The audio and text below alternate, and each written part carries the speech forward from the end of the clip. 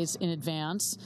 And they go through just 2 days of training. It's 2 intense days of training, but really that is all that they need. So what are some things that we walk them through? You know, what we call ingress and egress, just fancy words for saying how to get into the capsule, how to get into your seat, how to buckle your harness. That's really important. It's a 5-point harness, much like a race car harness. How to get out of your seat. You just kind of turn the click on the button on the harness to get out. How do you also get out of the capsule? We go through emergency procedures, obviously hoping nothing, you know, they don't need to use them, but all of this is about getting them acclimated. More of that. We get them situated with our launch site. We take them out to the tower. We had the good fortune of going up to the top of the tower a couple of days ago. Well, let me throw it back to you. Even with the rocket there, without the rocket there, you felt something, right? Oh, yeah, going up in that elevator, I was like, oh my goodness. I can only imagine how they felt. But the importance for them, you know, again, in my world of football and sports, it's the run through. Here we are at the top there, and the rocket, and again, correct me if I'm wrong, Ariane, will be right behind where we're standing, right? That's precisely, sort of that is the gantry that goes out and connects with the capsule. Yeah. Yeah, but a walkthrough, right? It's important for them to get acclimated, so they're not doing it for the first time when they're about to go to space. So very cool. So much has went into it. We even got to peek in yesterday a little bit of the astronaut training, and I got the great fortune of going in the capsule and sitting in the seat. It's an incredible experience. But you mentioned those 2 days, and safety, of course, always top of mind here at Blue Origin and in space flight. So, Kristen, how does New Shepard stack up against some of the other spacecraft? It's got a great track record. And, you know, if I'm Gayle King, again, I'm going to talk about Gayle King a lot today. Who has admittedly said she's very nervous. She's nervous about it, which I find so refreshing. You know, you don't always hear that from the professional astronauts about to go to space. She's admitted that she's nervous. So if I'm nervous, I would feel a lot better knowing that the rocket that they're about to fly on has an abort system or an escape system. And not only does it have that, but it has been tested and worked in real life multiple times. And so for those of you who have perhaps never watched a spaceflight before, the rocket's split into 2 parts. You have the booster on the bottom and the crew capsule where the astronauts are on the top. And so in an abort, or if something were to go wrong, the capsule could jettison away from the explosive, from the rocket itself. So that's critical because it means that the astronauts could get to safety. And as Ariane and I have been talking about, it's been tested 3 times, at multiple times during the ascent, and they actually tested it in real life once, back in 2022 when there was an in-flight anomaly, and it worked. So that was not, to be clear, that was not a test. That was, we actually used real thing. It. So it was not, it's not like we had set up this scene for us to test it. It worked perfectly. And it was uncrewed, right? But Correct. If astronauts had been inside, they would have been fine. Those payloads actually came out quite nice. Yeah, we had some scientific experiments in there that really enjoyed the flight. Yeah, safety being paramount. Well, as I have admitted here, this is my first launch. I'm learning so much and have learned so much from you guys with your generosity over the last few days and months. But my day job is an NFL host for pregame shows, and I work with a guy named Michael Strahan. You might know who he is. Well, guess what? He became an astronaut when he flew up to space on New Shepard 19, and he has some words of encouragement for today's crew. Hey ladies, it's Michael Strahan. I just wanted to say good luck on your amazing flight today. It was life-changing for me. I hope it's life-changing for all of you. Cannot wait to see, because I experienced the joy I know that you're gonna have. I hope you just go up, just take it all in. Enjoy just looking down on the planet. Enjoy being weightless. Enjoy being together. That's the biggest thing, because it's a bond that will last a lifetime. So good luck. Have fun. Looking forward to seeing you when you're back on the ground. Welcome to the Space Crew. This guy, what a guy, as he's at his other job on GMA there in the morning show. But yeah, he can do it all, but a really cool experience. And he came back and had told me after he did that he didn't even know how much he needed it until he did it. A really special thing that these women are about to experience. So Ariane, what are some of the top reasons people tell you that they choose to fly specifically with Blue Origin? So first and foremost, a lot of them come to us saying, this is a dream I've had since I was a child. And they are so ecstatic that finally they have the opportunity to fly, and to fly now. You know, you can, it has taken so long for us to get here, and so now they can actually buy a ticket. I'd say the second thing is we do get those adrenaline junkies who have been like, I've been to the top of Everest, I've been to the bottom of the Mariana Trench, you know, I've flown in a, you know, in a MiG fighter jet, but there is no other way of getting this sensation, both from you're going Mach 3, 3 times the speed of sound, but also you're getting this insane view from up in space. So I'm so jealous. I'm glad you, thank you. You teed me up for the sign up, because guess what? It is as easy, I can't believe I'm about to say this, as scanning a QR code. If you want to go to space, scan that QR code right there on your screen. This is, I mean, my goodness. It's like going to a restaurant and, you know, yeah, you want to see the menu or you want to go to space. But here you go. You can join the manifest and book your flight on New Shepard. It is as easy as that. Absolutely incredible. But for those of you just joining us, my name is Carissa Thompson alongside Kristen Fisher and Ariane Cornell, and we will be taking you through the launch of New Shepard 31, Blue Origin's 11th human flight. And in just T-minus an hour and 6 minutes, our crew of 6 women, Aisha Bowe, Kerianne Flynn, Gayle King, Amanda Wynn, Katy Perry, and Lauren Sanchez will emerge from right behind me. Now that the sun's up, we can show you. Astronaut training is over my shoulder here. They'll emerge from the door where we saw Tabitha a little bit earlier, and they'll hop into Rivians and drive down what I love, the road to space. Literally and figuratively, New Shepard 31 will take off in an hour and 5 minutes. So right now, we're going to hear from another one of our astronauts, Tabitha Lipkin, caught up with Katy Perry. A big part of your life, of course, is your daughter, Daisy. Yeah. I want to know, does she kind of have a concept of what's happening, or like, what are your feelings around sharing this with her? I mean, she's 4.5, so she's still trying to figure out what day of the week it is. Sure. But it is very normal, you know, for us to talk about mommy going to space now. And I will be so excited to hold her when I land. Do you have a message for your family in this moment? It's okay. Yeah, no stress. I'm going to be very emotional this weekend, of course. Yeah, it's an emotional thing. It's a big journey. It's huge. My message is that I love them.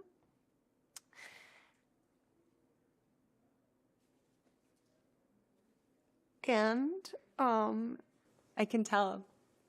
You've got so much love in your heart, and I appreciate you sharing that with me, especially in this moment. Take all the time you want. The message to my family is that I love them so much, and I'm so full of love, and I am so grateful to be representing a fearless female in my family, which is a domino effect from my mom, from my sister, and definitely something I feel from my daughter.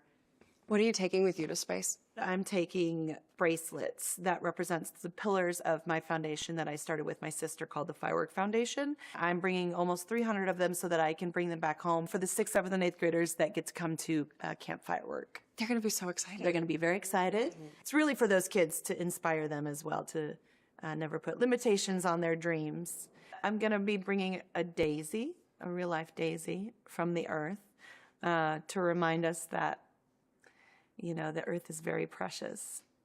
I'm also launching a tour on April 23rd in Mexico, and I'll be on tour for the rest of the year.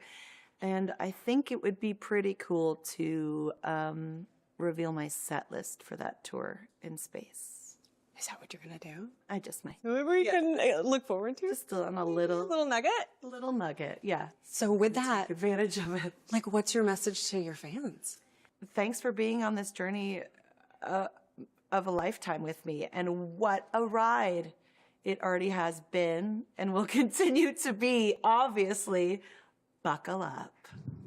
Oh, I love seeing her vulnerable, right? I mean, we always see her, she's tough, she's all this, but showing that emotion, that's a real thing. I saw her little daughter, Daisy, yesterday, and she's wearing her all pink astronaut suit, and she keeps going around being like, my mom's going to space. It's such a cool thing.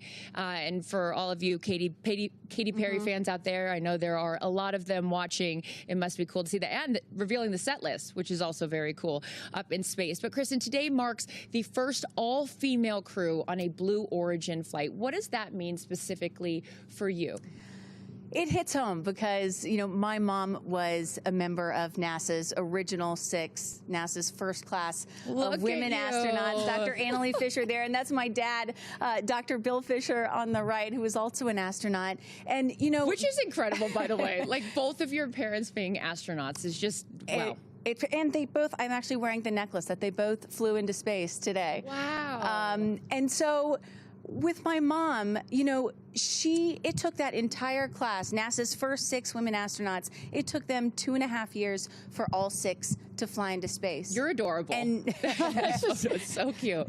And now, Blue Origin is sending 6 women into space in a single day. I mean, that's progress right there. And then on top of that, my mom was the first mom in space. I was 15 months old when my mom flew, and so I'm really relating to little Daisy, Katie's 4-year-old today.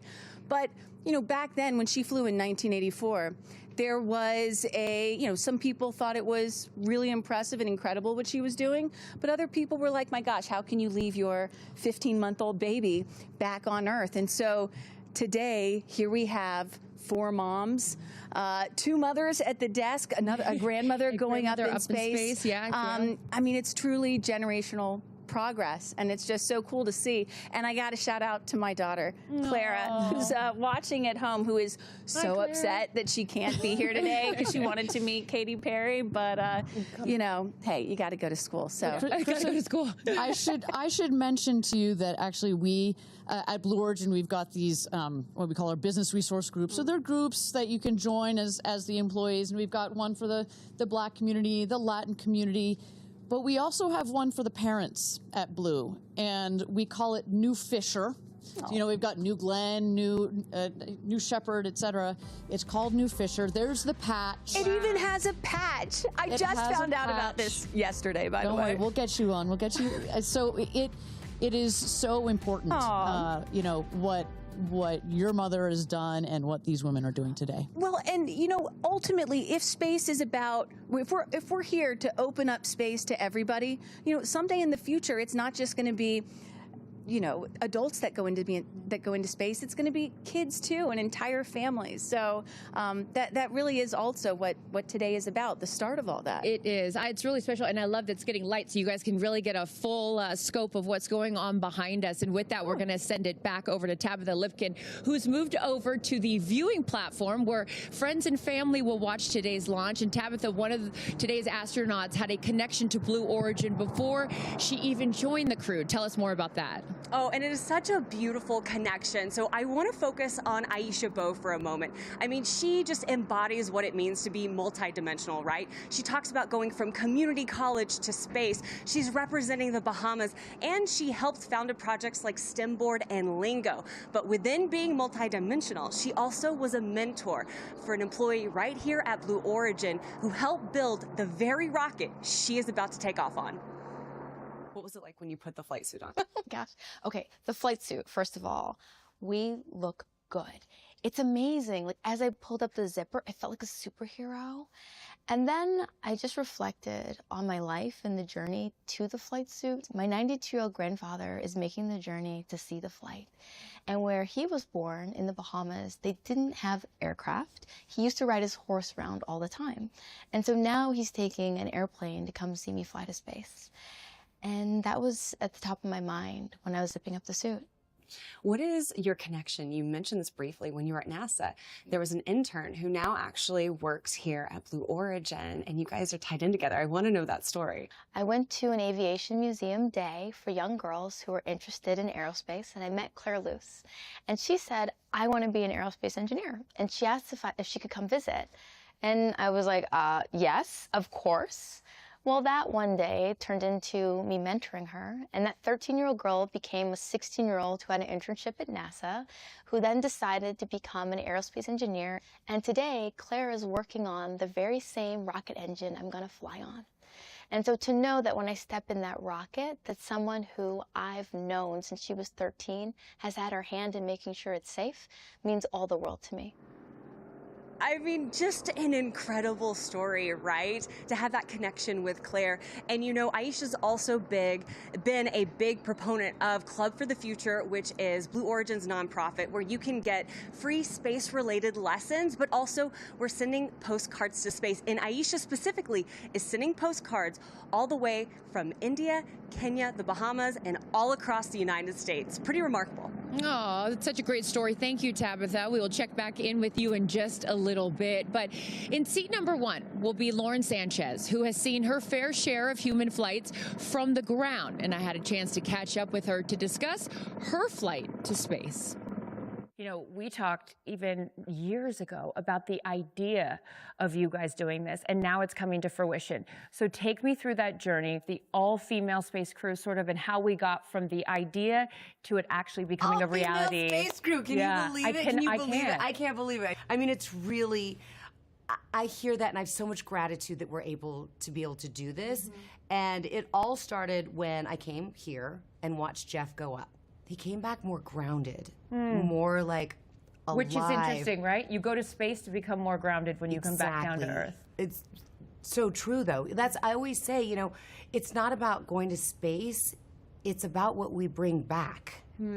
And I get to go with 5 incredible women, explorers, but storytellers, to inspire a new generation to be interested in space exploration, to inspire a new generation to explore. When you explore, you also bring out the curiosity in someone, and curiosity leads to solving problems. I look at your story, and you've been so open about your dyslexia. And now here it is that the teacher that diagnosed you with dyslexia is going to be at your launch when you go to space. Why is it so important that your teacher is here for this moment, Lauren? Gratitude. Where I am right now is in part because of her. I was always told, you know, oh, you don't belong. You don't belong. I was a female in sports. You don't belong here. Do you know what I mean? I was a journalist, and I was a really young journalist. You don't belong here. Like, you're always told you don't belong. But the problem is, you know, people get told that all the time. I was starting to believe it. And that's what this is for all those girls out there that feel, or for anyone out there who feels they don't belong. If you're there, you belong there. I love that. Has Jeff told you what you could expect? What has he shared with you about his experience? He told me that it's going to change me more than I know. And I believe him. Yeah. He goes, I can't even explain to you how you're going to be changed, but you will be changed. What would you tell the little girl in the back of the classroom that is scared to go up to the front and do the class presentation or answer the question? What would you tell that little girl as you sit here just a few days away from going on this incredible adventure? It's okay to be nervous. It's okay not to be the best. It's just okay, and you belong here. Oh, I love her.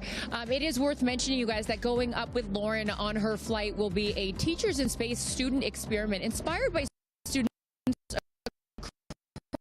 across the United States, which will measure things like acceleration. So this is a different QR code. Access free space as we await astronauts coming out of training onto that road to space. Again, full admission. This is my first launch. I don't know how this with you. Explain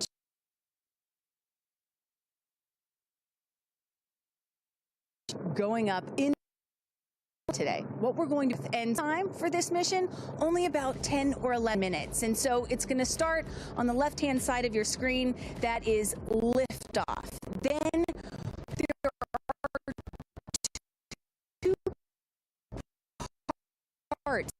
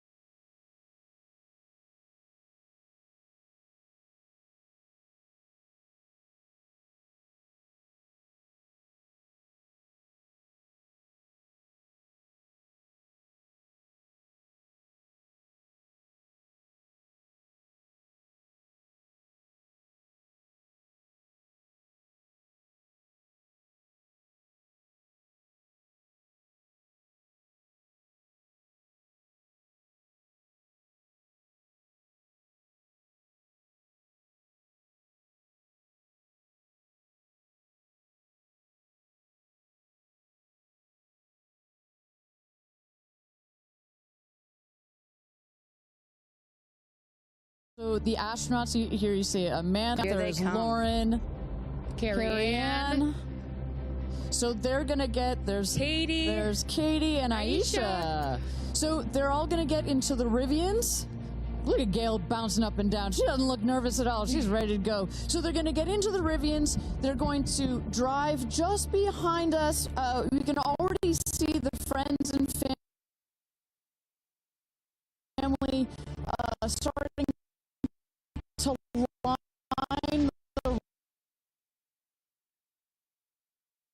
to line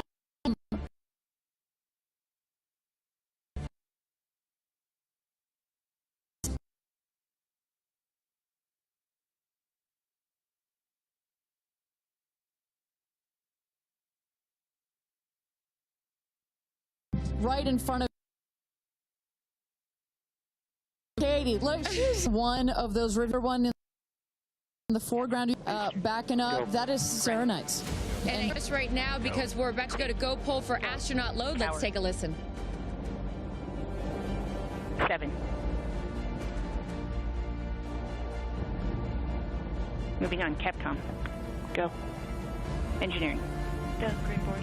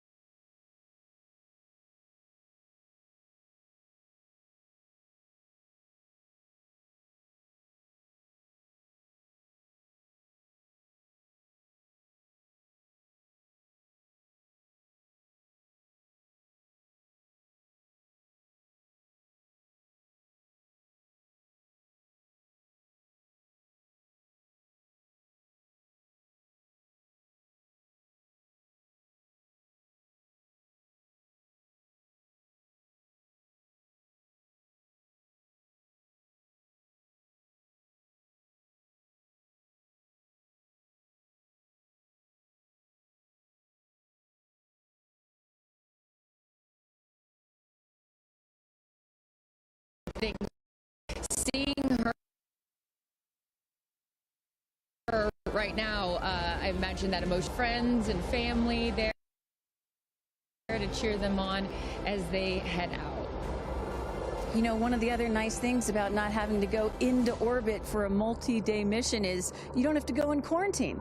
Right. You can actually be with your friends and family right up until the moment of launch. Such a good point. For those of you just joining us, Carissa Thompson, Kristen Fisher, Ariane Cornell, and Tabitha Lipkin here for coverage of New Shepard 31, Blue Origin's 11th human flight. You're looking at all the future astronauts, right? We can't call them astronauts yet until they pass that Kármán line. Our crew are all female crew. Yeah, our soon-to-be astronauts. Soon-to-be astronauts as they make their way out to the road to space. space here in T-minus 46 minutes as we count down here. How does this compare, Ariane and Kristen, having seen so many launches to some of the other ones that you've seen? Well, I think to Kristen's point, you know, this is, you know, for let's say a NASA launch, you know, they have to be quarantined. You kind of wave from afar. The families. This is a parade. Yeah, it's a parade. They're really integrated into this experience because, as you know, as I mentioned, when these people go to space, so often it's, I've been dreaming about doing this since I was a little boy or a little girl, and the family and the friends come along this journey in supporting these people, and so to be able to have them there right up just into the last minutes like this is really important. And we knew when we designed this whole astronaut program that incorporation of the families and the friends was going to be very, very important. Why was it so important? Well, I think among other things, you know, precisely these aren't, you know, these are not people that have trained for years and years and years, right? You not quite as Kristen as your parents. They're not fighter pilots. You've got people that are very normal, you know, like Gail has been very clear about her emotions and her nervousness.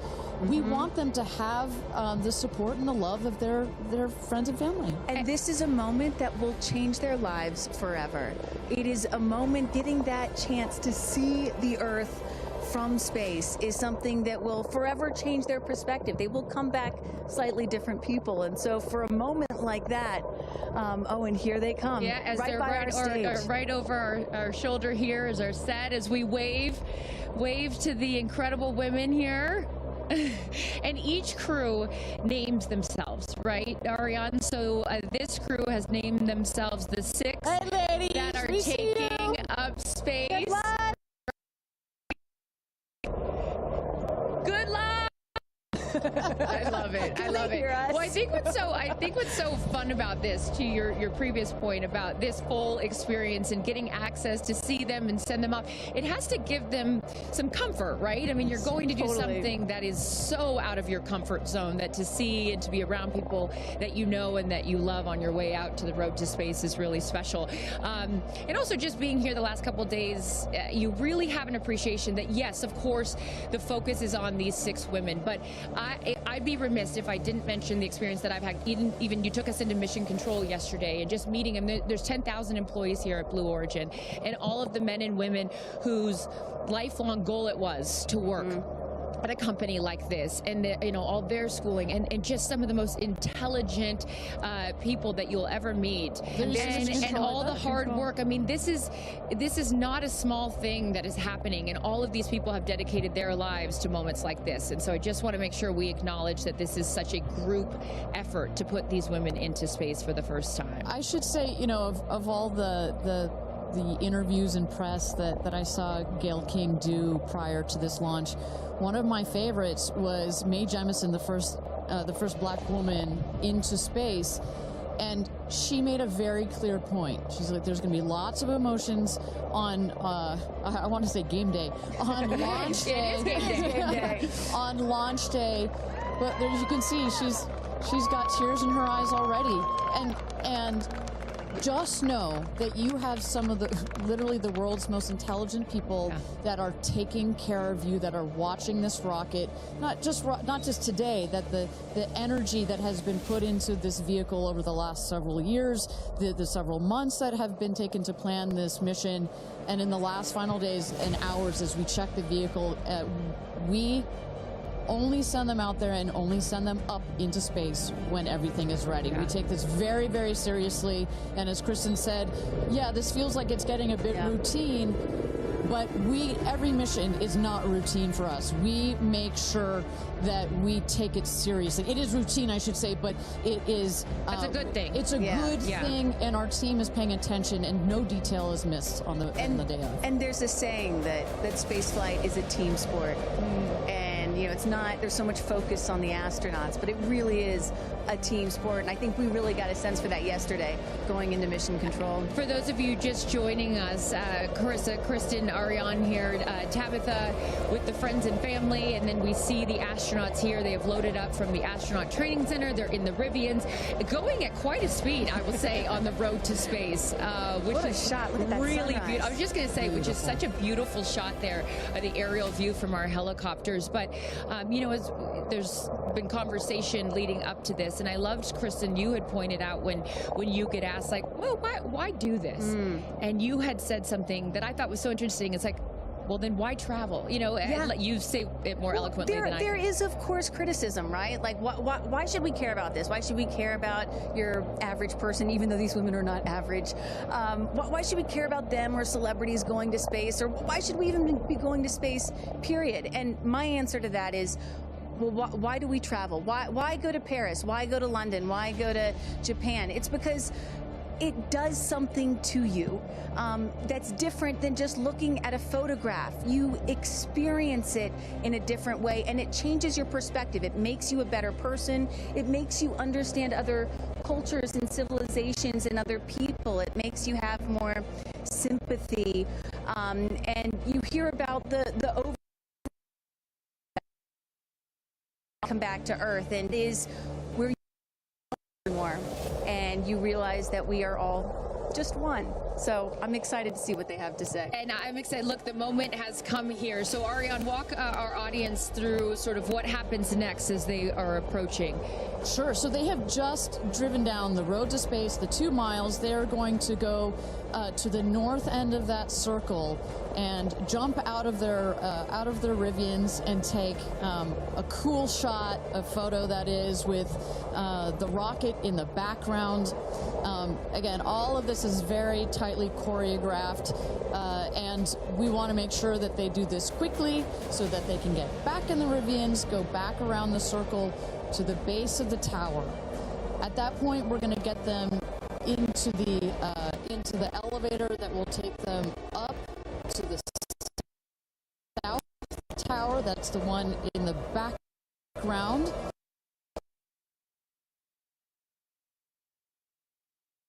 There, our crew, they are ready to load the crew into the capsule itself. This is, safety is paramount at Blue Origin, so we want the minimum number of people out there next to the rocket for the least amount of time. So we keep it fast, we keep all these procedures tight.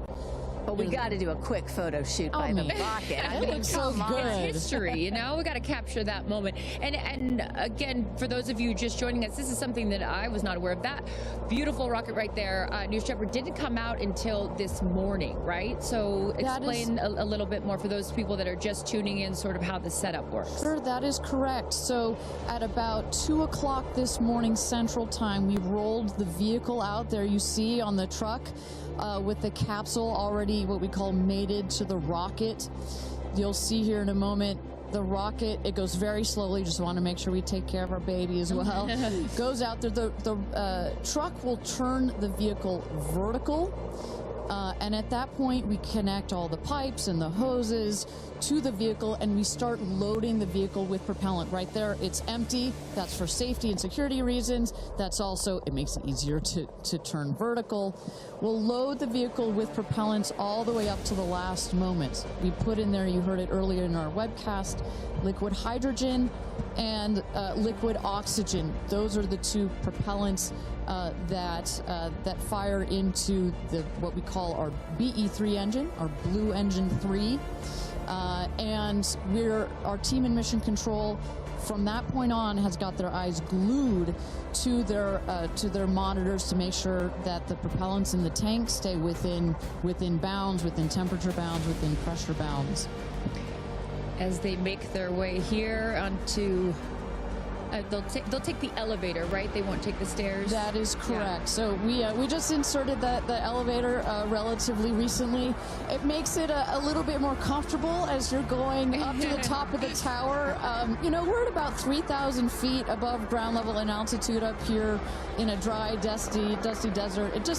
We just want to make it a little bit easier for them. And it's worth noting, too, so the 6 women are headed up. We saw Jeff is with them as well, but also crew member 7. Explain to those at home who crew member 7 is. Right, it's like, well, if you don't mind, I'm going to use a football reference for you, Aaron.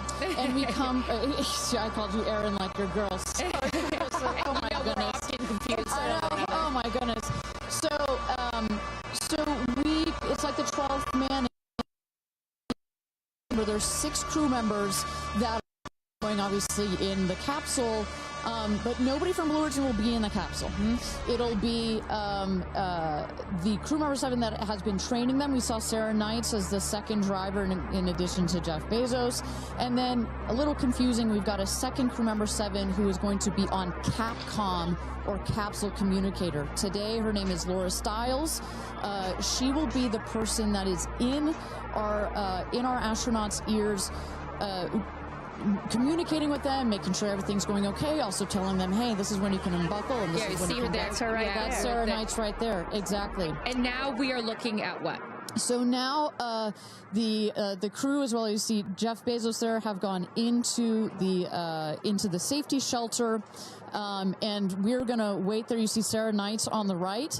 She's gonna just communicate with the Blue Origin team that is at the other tower just next to the rocket to make sure that everything is set and sorted for them to do their final load. This happens very shortly here. We clock it at about T-minus 35 minutes, but we'll only do it when we're ready. And in case some of you are wondering what a safety room is or why it's there, it's, again, what Ariane was talking about. You want to keep these astronauts as safe as possible for as long as possible. Of course, they'll be safe when they actually get in the rocket, but just in case anything were to go wrong, we had the chance to go inside this room a few days ago, and it is, I mean, is it a bomb-proof room? Do you want to say that? I mean, it is. It is. Yeah, and you feel it when you're in there. You're like, oh gosh, now this it is feels real. Yeah. And after going up that elevator, you know, for us, I think that's the moment where we weren't even going into space, and all 3 of us were like, whoa, okay, it gets real serious. Yeah. But I love the access that we obviously have in being able to see these women before they go up.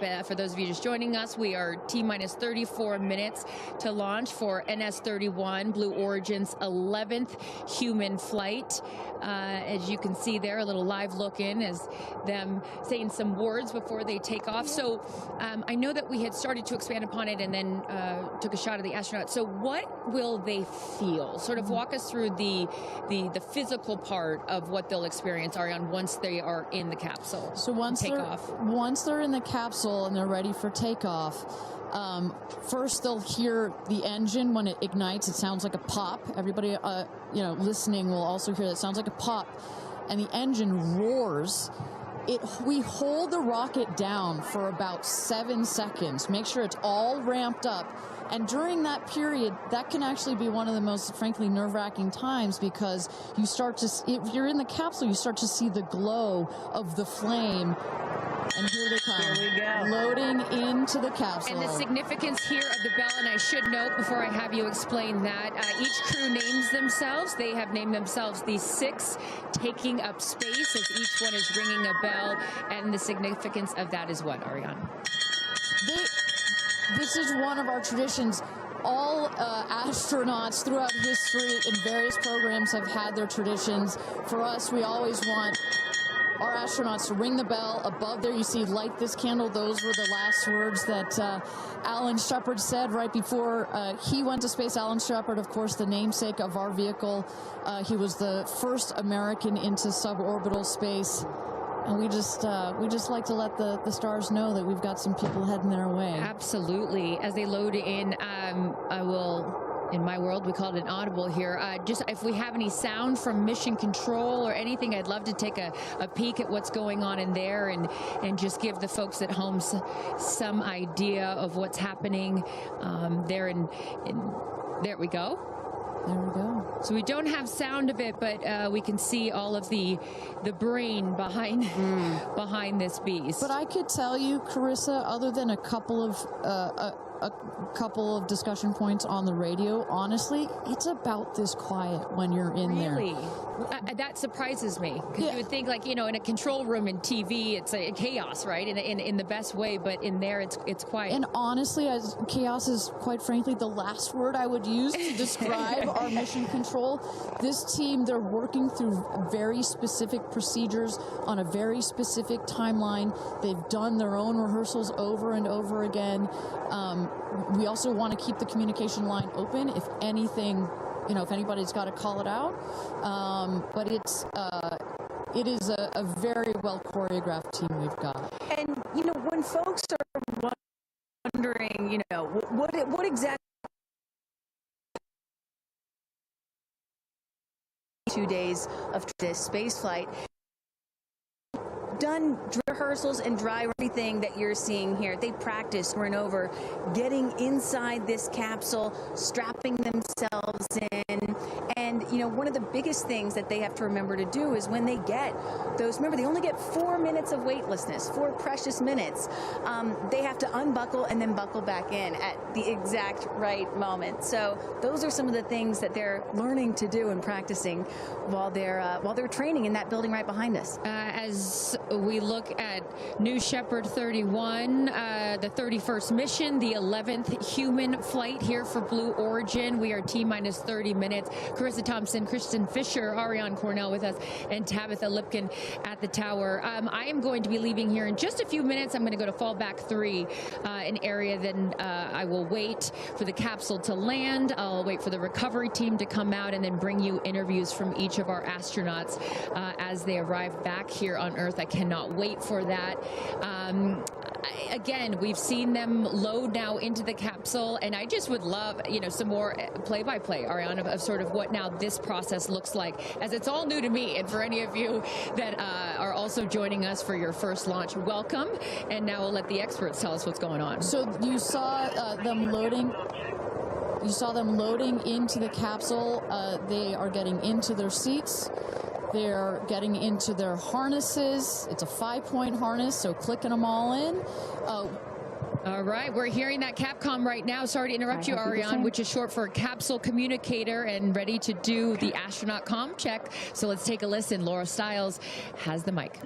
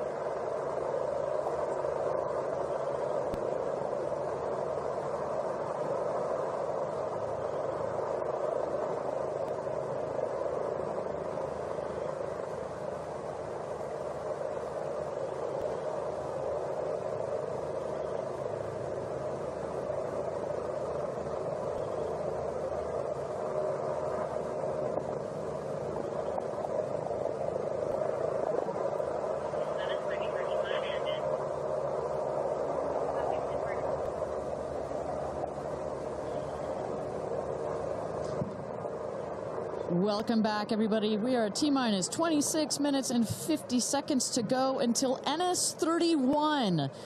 Blue Origin's 31st mission for our new Shepard rocket, our 11th human flight. I'm Ariane Cornell here with Kristen Fisher at the desk. Carissa Thompson has left to get into place for her viewing spot for the launch.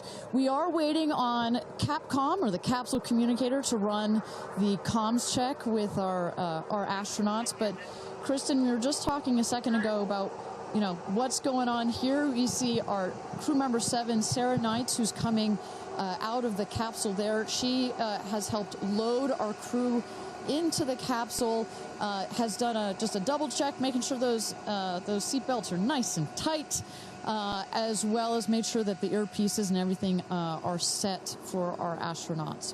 I should note, just as we give kind of we got this beautiful aerial shots this morning of the rocket. We have these sunshades you see on the at the top of the capsule, that kind of white square. We've got one there in the foreground, and coming around you'll see another one on the back. Those windows are so large that it can kind of act like a greenhouse in there, and especially down here in the West Texas desert, it can get a bit toasty in there. So we've got some nice sunshade for their comfort. And I love that we can see some of the crewmates inside the capsule as they're getting strapped in. I think you could see Lauren Sanchez right to the left of the hatch right there from that camera shot. So pretty cool that you can see them this close to lifting off. Ariane, I have to say, I might break in. We got experience. Jeff Bezos here. Yep. I'm so excited for you. I don't want to get off. I want to go with you. And when you get back, I can't wait to hear how it's changed you. I love all of you. See you soon. Godspeed. Gudatum ferociter. And there you heard it. Some words of support from Jeff Bezos, founder of Blue Origin, also astronaut himself from our first launch.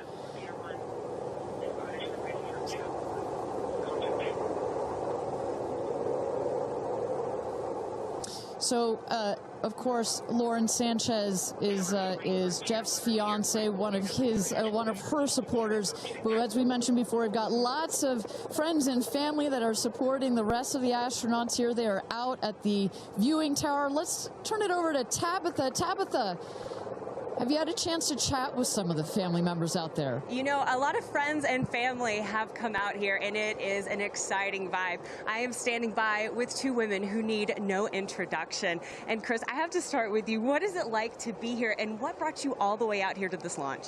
Well, Lauren and Jeff, we're here to support our girlfriend and our friends, and I never thought that we'd be talking to you from a space launch. For sure. So this is a really unique experience, and we're just so honored to be here to support them and watch this amazing part of history. And I'm so proud of her. And I just feel like all of the female astronauts that are going to go up today. It's such a big day in history, and it's so empowering, especially my daughter is 7, and just to see something like this. And I mean, somebody said their grandfather was here that's 92, then they didn't even have transportation back then the way that we do now, and now they're going to space. It's pretty amazing. That's Aisha's grandfather. 92 came all the way here. That's where the story, I was like, I heard this story, and he had no airplanes, nothing back in his day. Now he's seeing his granddaughter go into space. That's a beautiful thing. Really incredible. And how does it feel also to be able to share this with multi-generations within your family?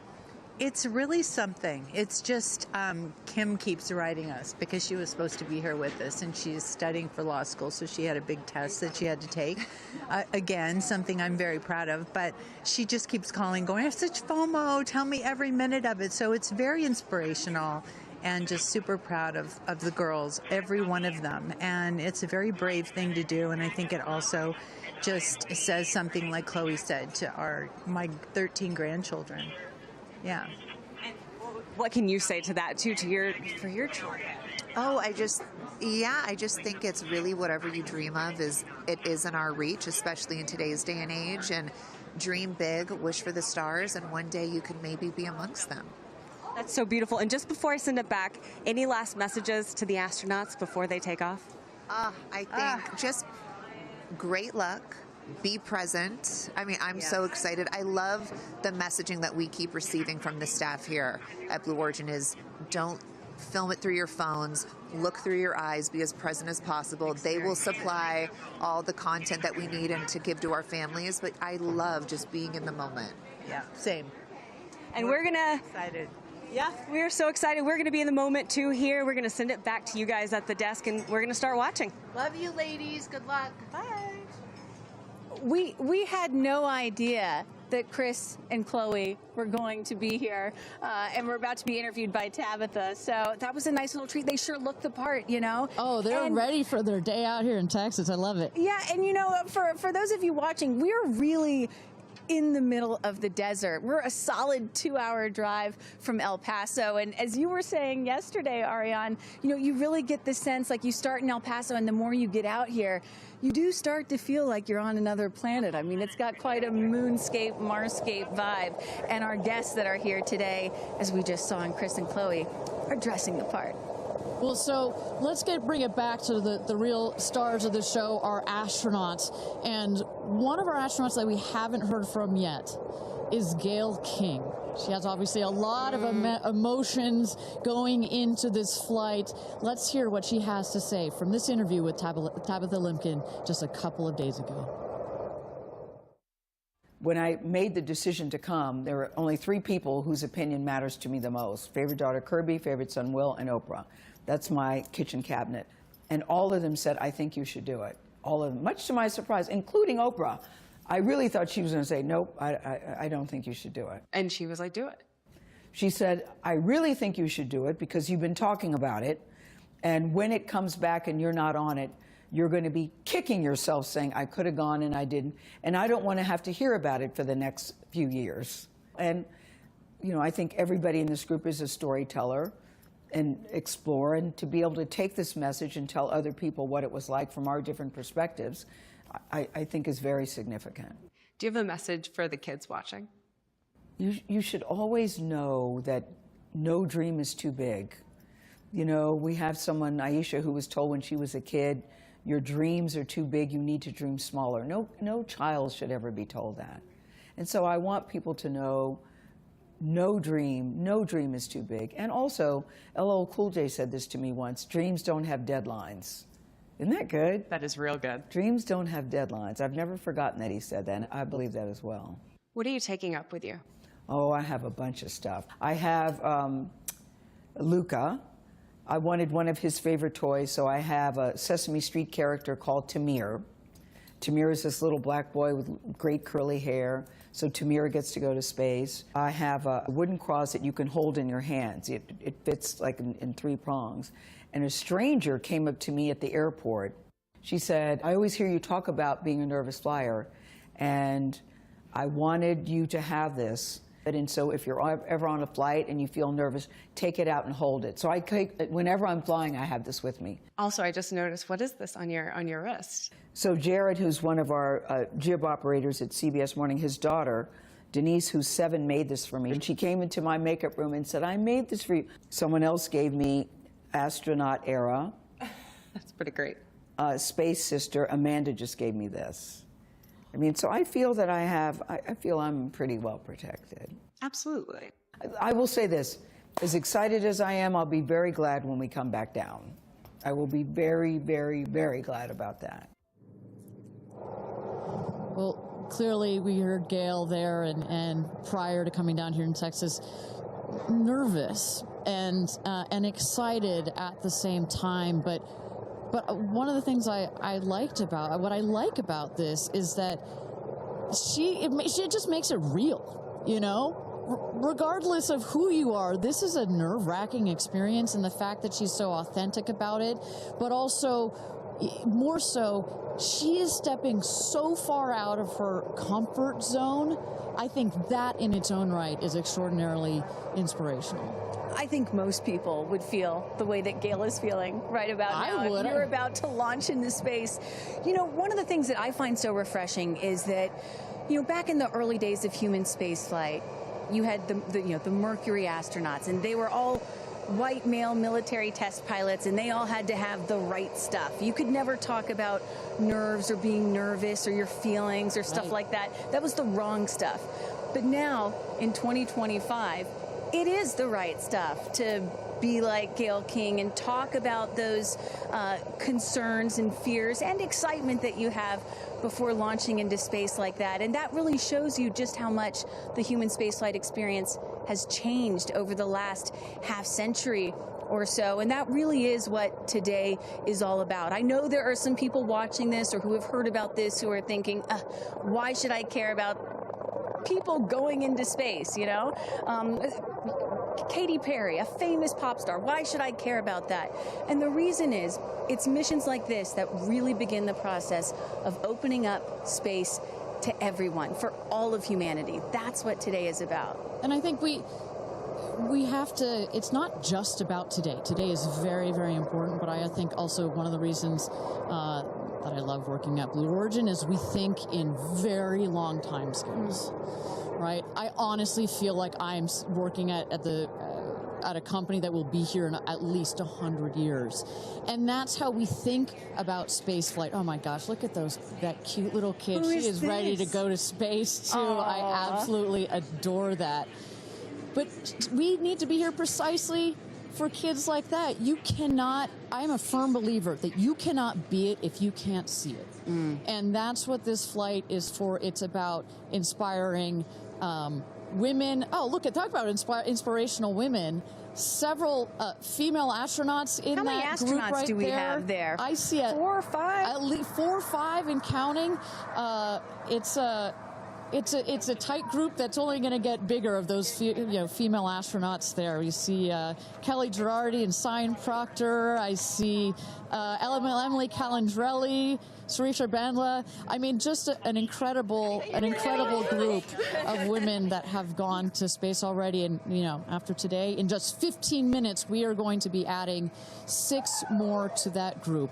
It's getting close, Ariane. It is getting close. So with that. Thank you again, everybody, for joining us for NS-31, our 11th mission, human spaceflight mission to space here. We are at T-minus 14 minutes and 30 seconds. Just to give you a little bit of a preview of what is to come, at about T-minus 10 minutes, we are going to have the go, no-go poll. We're going to throw it back to mission control audio. And basically what that is we go through each of the important subsystems, and our flight director, shout out to Michelle Christensen, our flight director, our first female flight director at Blue Origin. She is going to lead that poll, and we're going to go to each one of the groups and say, are you ready to go for this flight? Is your subsystem ready to go for this flight or not? And they will go around the room, and with the final go, no go, it will be game time here in West Texas for this launch. Look at that.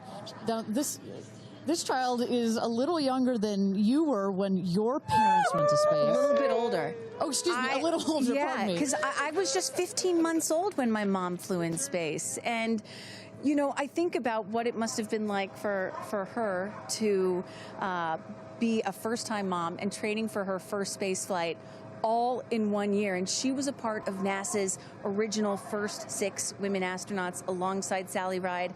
Of course, it took them, those first 6 female NASA astronauts, 2.5 years for all of them to fly into space. Now, today, Blue Origin is going to send 6 women into space in a single day.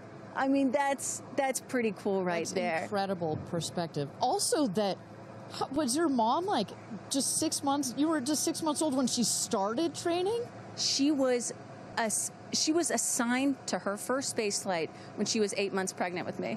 Can you imagine? God, I have a 6-month-old. I can barely fly down to West Texas from Seattle. She gave birth to me on a Friday and was back in the astronaut office on Monday. I don't recommend doing that. As a mom of 2 myself, you're a mom of 2, I probably wouldn't do that. But respect. She did, Respect, that's huge. But I've asked her, I'm like, why did you do that? And she said, because I felt I had to prove something. I felt that I had to, pave a trail for women to come. And so as I'm sitting here today, I'm thinking a lot about what she did, the sacrifices she made to make what's happening today. Again, it's not normal. Human spaceflight will never be normal or routine, but this is the beginning of making this kind of travel. We got 4 moms on board, a grandmother, making these types of people going into space very routine. Now, talking a little bit about that, getting back a little bit into the flight profile and what they're going to feel as part of this now routine flight. So the 6 astronauts are currently in the capsule right now, all strapped in, ready to go. Their audio is working. We are waiting for the T-10 here for the go no go poll. At T-0, you guys are going to, all of us will hear the pop. That's the ignition of the BE-3 engine. It holds down the rocket for about 5, 6, 7 seconds. Inside the capsule, they'll start to see the glow of the flame, and then they will lift off. They will take off. They are in a somewhat reclined seat, and they'll start to feel the G-forces on their body. And so kind of like sitting in a car that's accelerating, it pushes you back against the seat. That's the same here, except they're going up. They will accelerate to they'll have 3 Gs. So here on Earth, we're at 1 G. When you accelerate to 3 Gs, so like if you're 100 pounds, it feels like you are then 300 pounds. But Kristen, crazy. It's crazy. But in that reclined position, it's dispersed across your body. Bad. It's not as bad. It kind of feels like a weighted blanket. Oh. And then it nice eases and cozy. up. It's nice and cozy as it gets nice and dark. I'll take a weighted blanket right about now. But they're not, don't worry, it's going to get nice and dark, but there's no sleeping on this. They are going to have the most incredible view out of those windows. The capsule will separate from the booster. That's when they're going to feel weightlessness. They'll get the about 4 minutes to unbuckle, enjoy the weightlessness, enjoy the insane views out of those windows.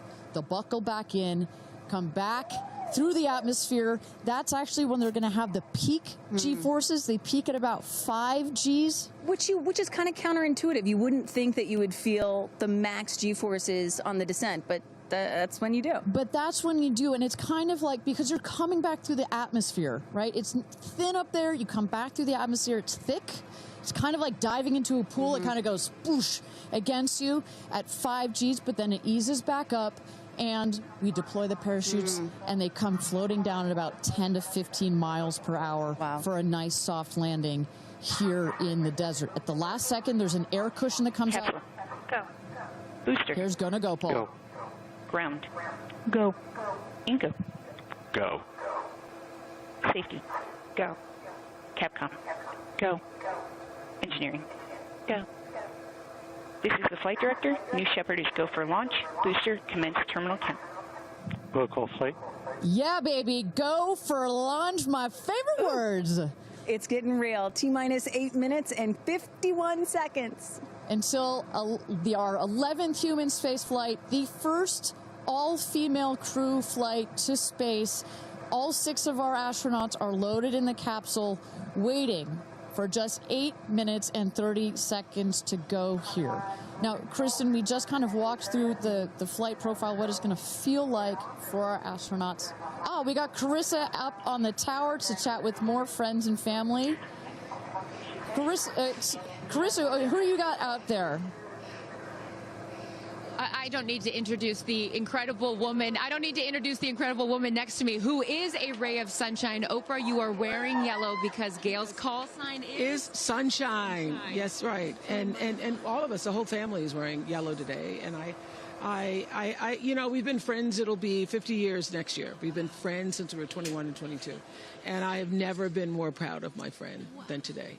Never been more proud, because this is bigger than just going to space. I mean, I think for her, who anytime we're on a flight, she's in anybody's lap if there's the slightest bit of turbulence. has like real anxiety flying, and this is overcoming a wall of fear, a barrier. I think it's going to be cathartic in so many ways for her. She told us that she was surprised that you told her to do it. Why did you want her to do this? Because I think life is about continuing to grow into the best of yourself and the fullest expression of yourself. And I think that this is one of the most fullest expressions you can possibly have. And I know that I felt deeply that she would regret it. And I didn't want to hear about it for the next 15 years. I wish I had gone, you know, and I said, there's only one time that all the women are going up for the first time. You know, there will be other trips, but there's only one first time. Incredible. So to be a pioneer is great. What was the last conversation you had with her? I said, peace be still. Hold the God's unchanging hand. He's got your back. That's it. That's it. I know that we're counting down here. We're getting excited for that go for launch moment. How are you feeling as her best friend? I feel so calm. I don't think I've ever been more calm because I think it's already done. Once she said yes, once she committed to yes, and Lord, did we all hear, should I do it, should I do it? Since Thanksgiving, we've been talking about it. And so once she finally said yes, I was like, okay, we're going. It's a go. You know what I have loved is her vulnerability, because she's the voice of a lot of us that would be afraid, and she's okay to talk about being afraid. Why has that been so important to show that part? I think, you know, for every woman who's on this flight, it's about fulfilling something within themselves. For Gail, it's about overcoming this great fear and also stepping into the moment of excitement. And I think, you know, it goes beyond this moment of just going up in space. I think this will be an everlasting experience. I was just thinking this morning, you know, Gail has been there for me for hundreds of events. I can't even remember them, you know. But you will never forget this day. None of us will ever forget this day. Well, thank you for being here, for her, for us. I mean, this is just, it's a historic day, and it's only fitting that you are here front and center as a ray of sunshine that you are, Miss Oprah. Thank you so much. Thank you so much. You're next, you know. I'll send it back to you, Ariane. Thanks, Carissa.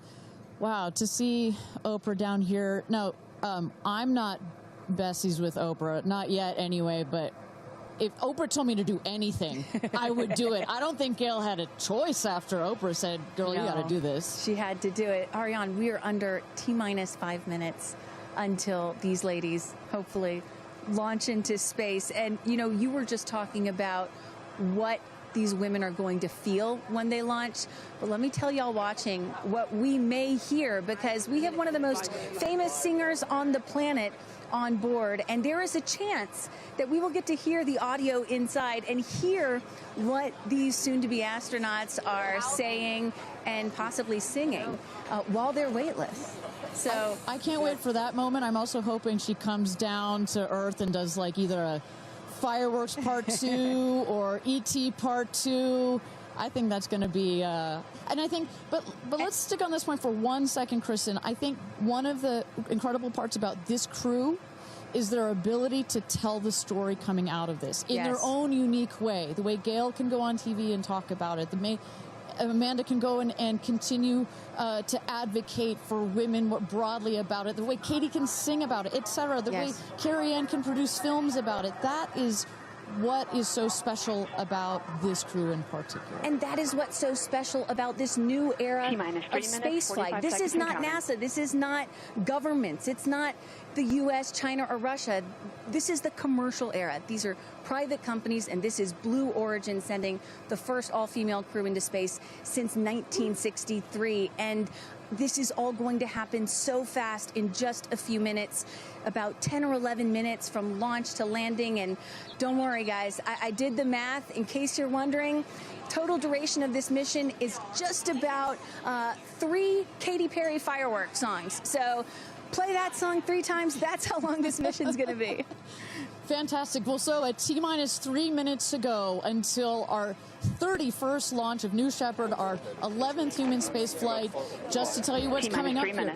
At T-minus 2 minutes, we send the show over to the vehicle. It goes into autonomous mode. Command engine controller ready to start. We have our team, of course, in mission control that have their eyes glued to the screen there.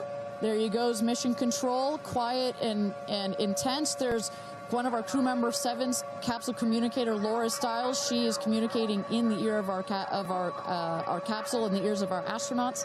But what we're going to see in the last 2 minutes, you'll see the fins at the base of the rocket gimbal or just move back and forth. We want to make sure they've got free range. At the base there, you see the nozzle, the engine peeking out. The engine as well is going to gimbal, going to move.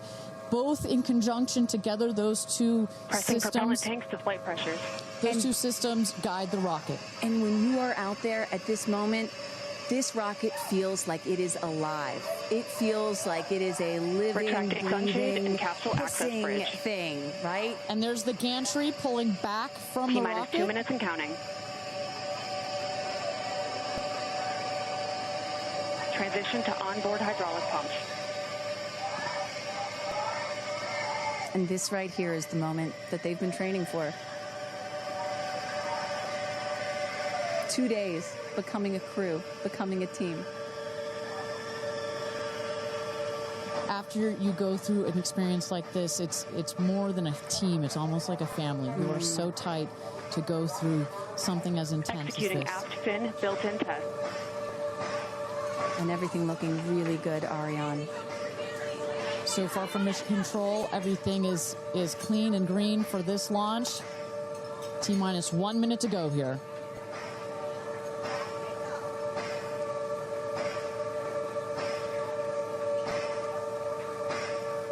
Engine thrust vector control built-in test in work. Vehicle is now on internal power. So in a moment here, we'll see those, what they call the bit checks, the built-in test checks. As you mentioned, Kristen, inside the capsule, you know, as you said, this is like a bridled beast. This thing wants to take off. Switch to onboard helium. Here we go. Good luck and Godspeed, ladies. We're cheering you on from Let's planet launch Earth. this Thrust rocket. termination system is armed. T-minus 22 seconds and counting.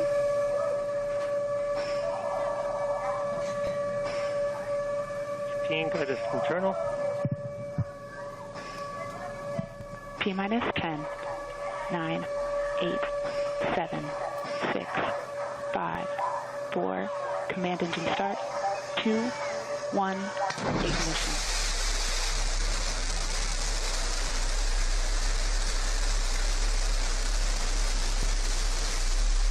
Liftoff. New Shepard has cleared the tower.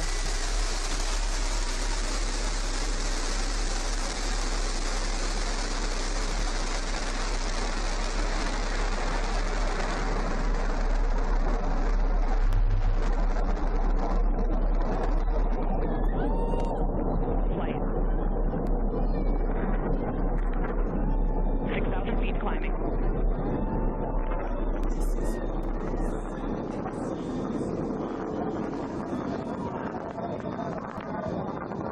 Begin throttle down for Q limiting.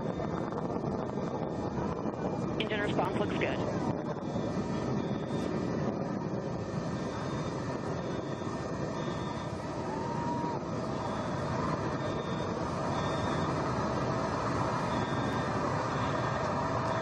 Max Q, maximum dynamic pressure. Mach 1, vehicle is supersonic.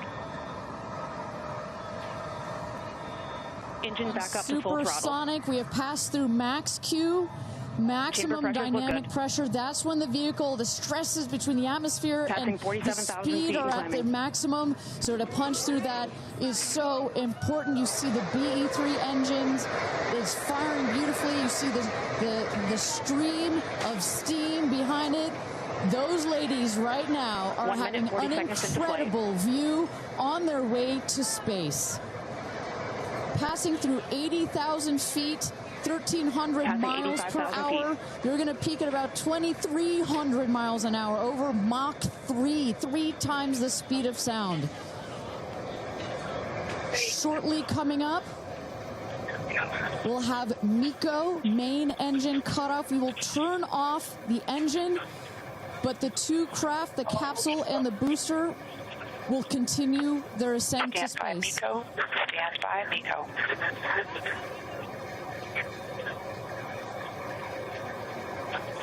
And our...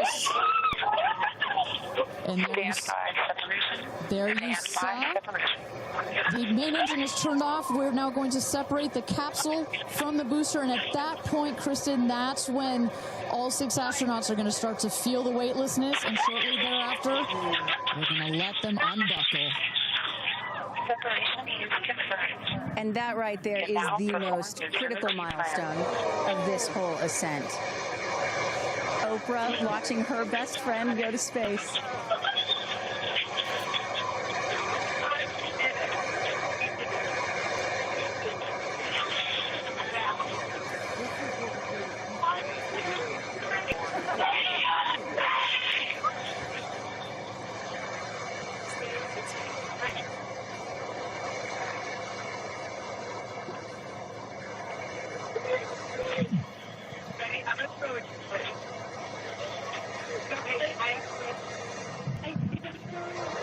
And the 2 craft is separated.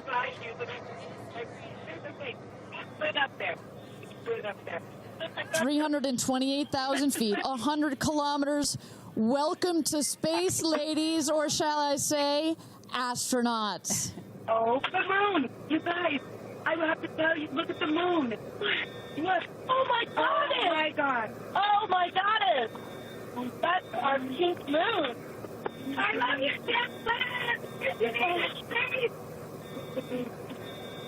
And just in case it wasn't clear, those are the astronauts. Those are their voices that you're hearing. And there, they have hit apogee, the highest point in flight, well over 345,000 feet, well over the Kármán line. Wow.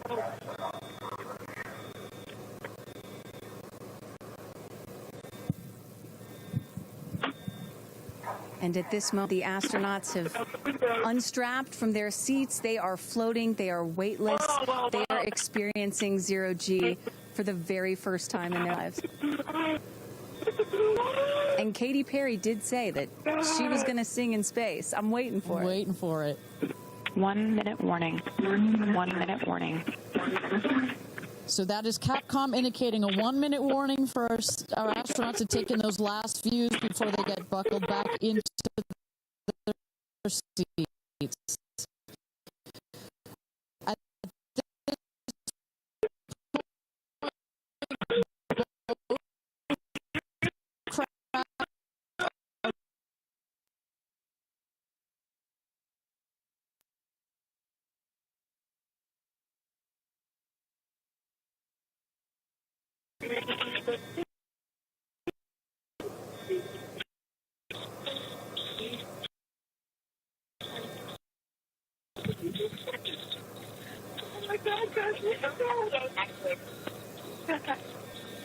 Wow, so peaceful.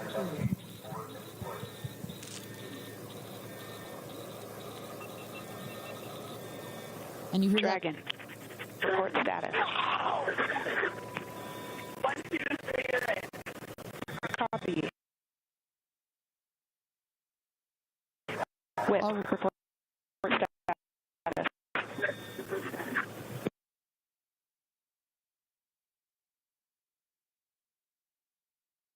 And a great, all astronauts are back. That is the rocket that is screaming back around the capsule to its landing spot just 2 miles north of where it's taken off from. At the top of the rocket, you see a couple of fins that have popped out. Those are to stabilize the rocket as it comes into land. Shortly thereafter, you will see the drag brakes that deploy that will cut the speed of the rocket in half. And then in the last moments, and there it is. We can see it from the stage. There comes the rocket down. It's going to relight its engine. We're going to also see a sonic boom. We're going to hear that shortly here. And remember, this is something that had never been done before until just a few years ago. Truly the stuff of science fiction that you're about to watch in just seconds. Drag brakes.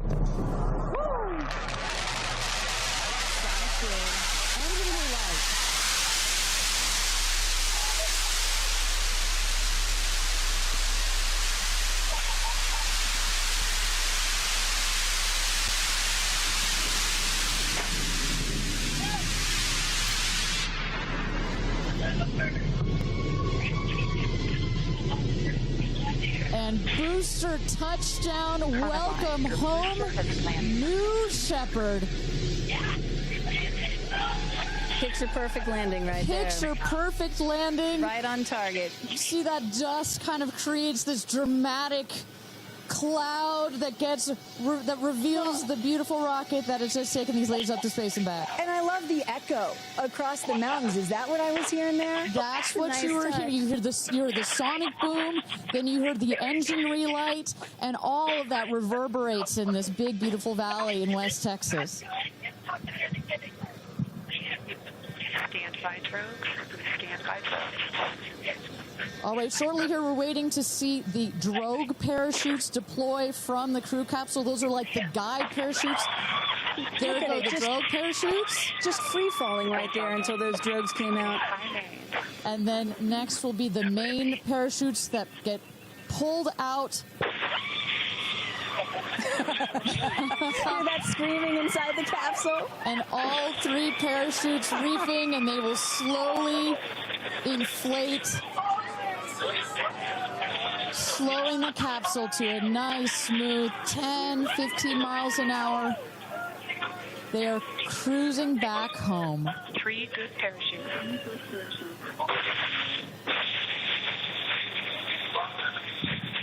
And I tell you, Kristen, from having gone through all of the simulations, I have gone through all of the training. They put you in the capsule that simulates all of this, including the sounds, and when you hear the motors of the parachutes pop out, that is the best moment in flight. Because I know Blue Origin does everything they can to make this as safe as possible, and y'all have an impeccable safety record, but it still has to feel really good when you know that you're coming back to Earth with those parachutes fully deployed.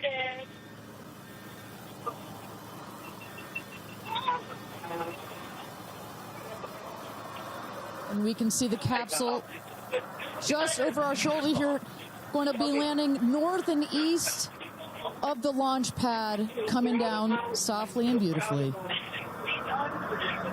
500 feet.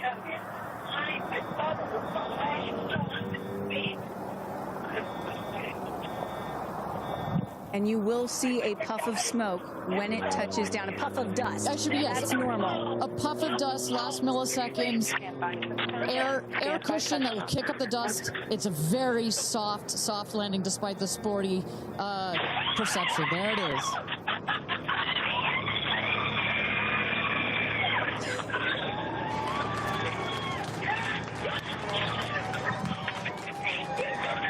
Touchdown. Congratulations and welcome back to Earth. Do status check. Double shot. Kristen, just some incredible images there. The capsule. Copy. Welcome back. Feather. Nice. Let's wait for Aisha just a moment here. Make sure they're doing health checks in. Beautiful.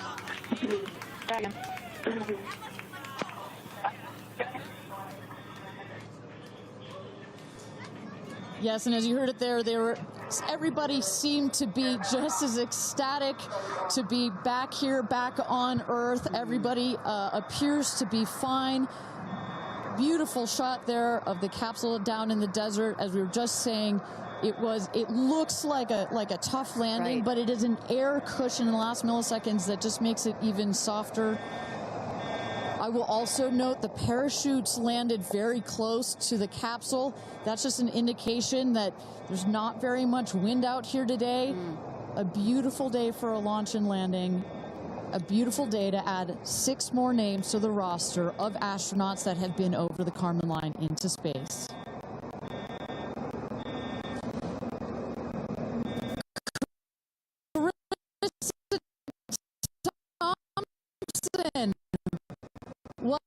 What's the view from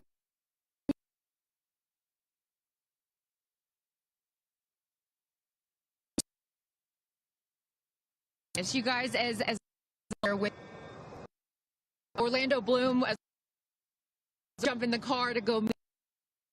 deeper. And only imagine how these astronauts, now that we can officially deem them astronauts, are going to feel. I can't wait to get their reaction. We are headed out there now.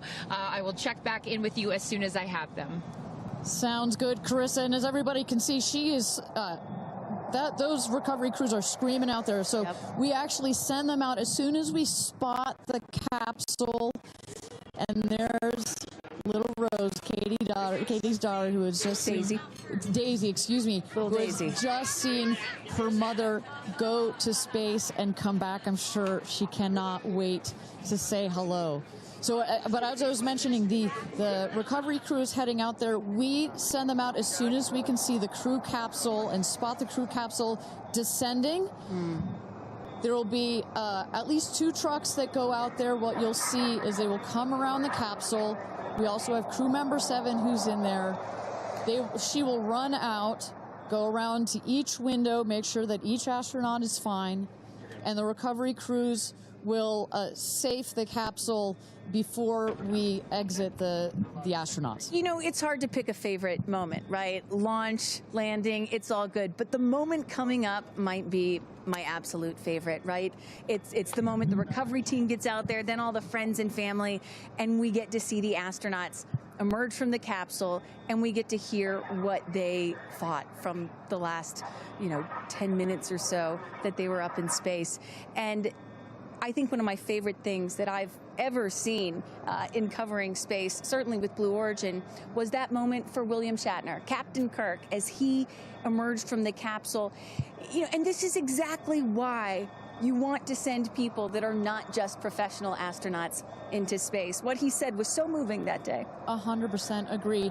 But it's not just the astronauts that are here that are being moved by this event. We've got Tabitha that's with some of the friends and family out there. Tabitha, give me an update from the viewing platform. I mean, not a dry eye in the stand, I tell you right now. Chloe, I just want to know from your perspective, that moment, what was it like? I don't think I realized how emotional it was going to be, and I literally had chills all over my body from the second it launched until the moment I just saw it land. And it's sort of hard to explain, because I don't think you would be that emotional, but it's incredible. It takes your breath away. And I feel like I have all this adrenaline and I'm just standing here. Right? It's very true. Same. It's really, first of all, we're so thrilled that the girls are safe and everything went so well. And so that's a relief because, I'm sure there's a lot of nerves up there, but to hear the girls screaming and having such they said they saw the pink moon. Yeah. I heard the audio. I was like, that is the coolest thing. I cannot wait to get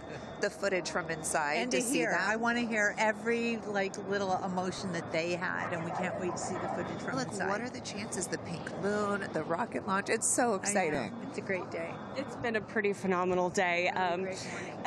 So when are you guys going up is the real question. Oh my gosh, I don't know, but this made it a little more enticing. Never. Right. That's you can go on behalf of the rest of us, but thank you. I think we'd all drag you off of the tarmac before we let you go up. But, I like you being an observer. Okay. Yeah. Yeah. Well, we love being able to share this experience with you, and thank you for sharing how you feel out here with our audience. So it's been really, really incredible. So yeah, the emotions are high because it's so exciting and energizing. And gosh, Kristen, Ariane, I don't know what to say. I did cry. I did cry. I didn't think I was going to cry, and I cried. Tabitha, I love you putting them on the spot there. Chloe and Chris, are you guys going up? Keeping up with the Kardashians in space. We're waiting for it.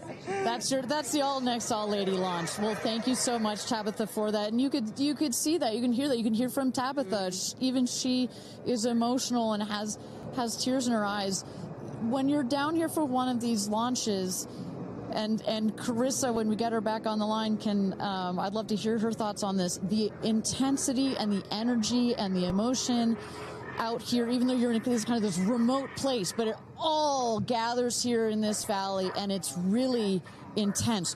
No matter how many times, I've seen all 31 of our launches, it gets me every time. Well, anytime somebody says, I don't get it, what's so exciting about space? Come to a launch.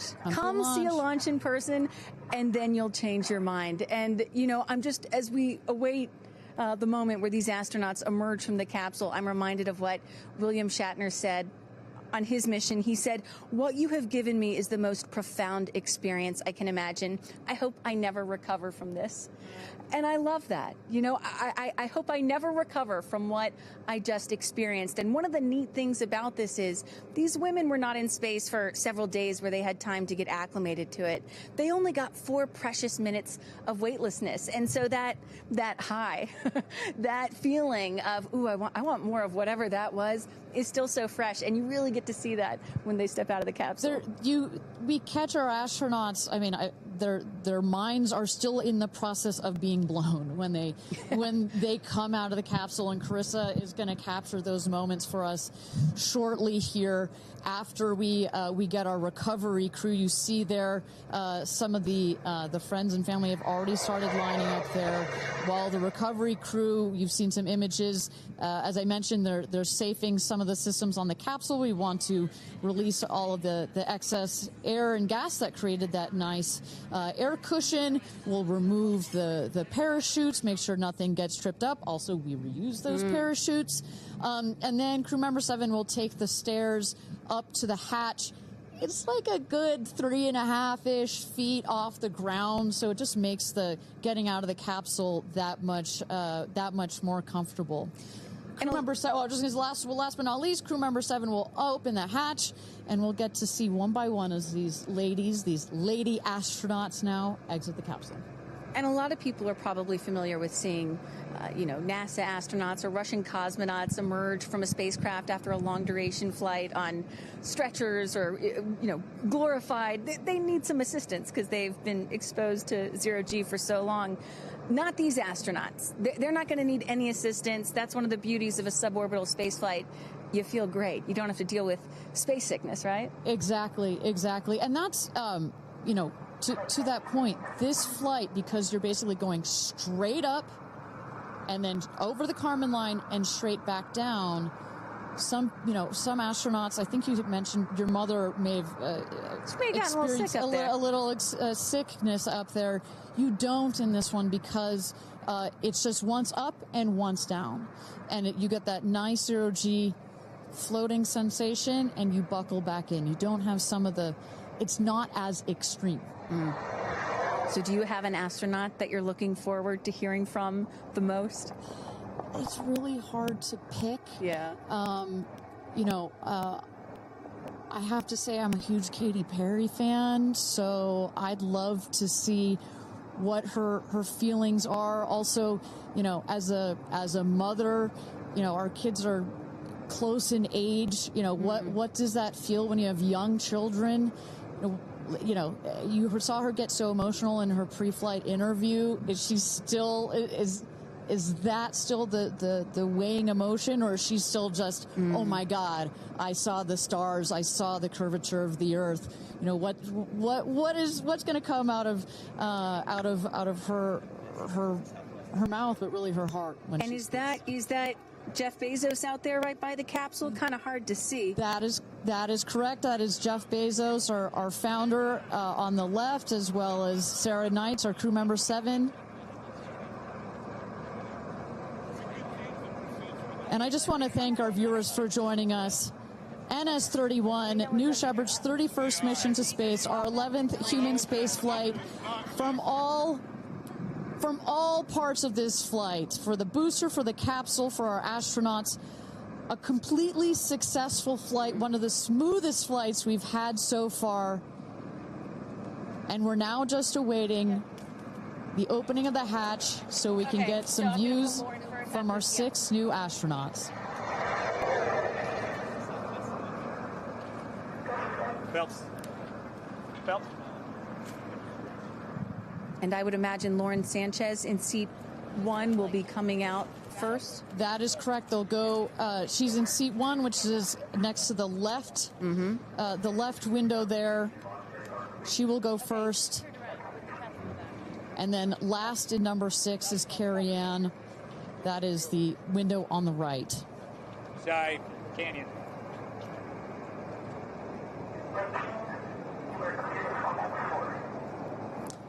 You see those vans arriving. Those are friends and family.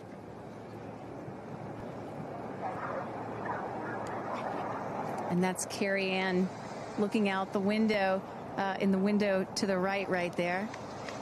Lauren Sanchez on the left, and you really get a sense for just how big these windows are. I mean, when you're inside this capsule, it's almost as though you're getting a full 360 panoramic view. One of the cool features of this capsule, the largest windows of any spacecraft. So over a third of the surface area of this craft is windows, and that's on purpose. There were many meetings with our founder, Jeff Bezos, where our engineers brought him some windows. He said, nope, make them bigger. They come back, nope, that's nice, but make them bigger. And what you get here, why is that so important? So many of our astronauts have said, when I got on my seat, I looked outside my window, and I turned around, and I looked at the other 5 windows, and my brain created a panoramic view, a panoramic photo of it, because so much of the capsule is windows, and it makes for just an incredible experience. Sarah. Good? Okay, here we go. Here goes Jeff Bezos to open the hatch. She didn't really close it again. Come on out, guys.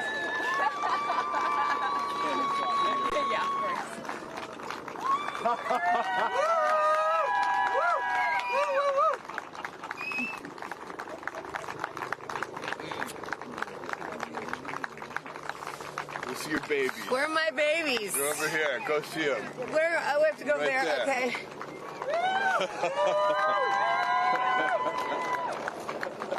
Katie!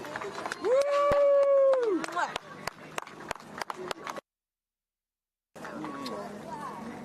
Thank you. Thank you.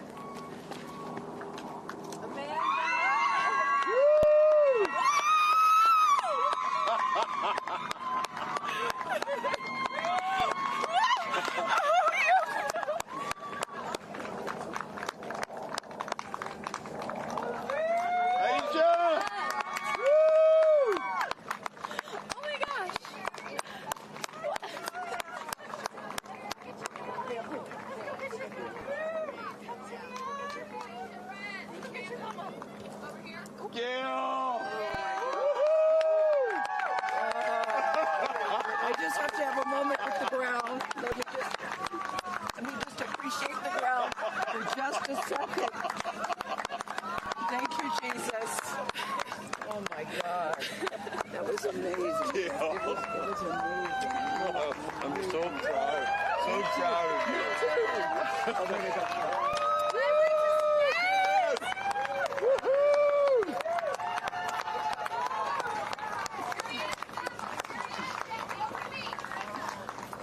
Amazing. I'm so proud of you. Kerianne, we got your people over here. Come right around the bushes here. Woo! Come on. I can't hear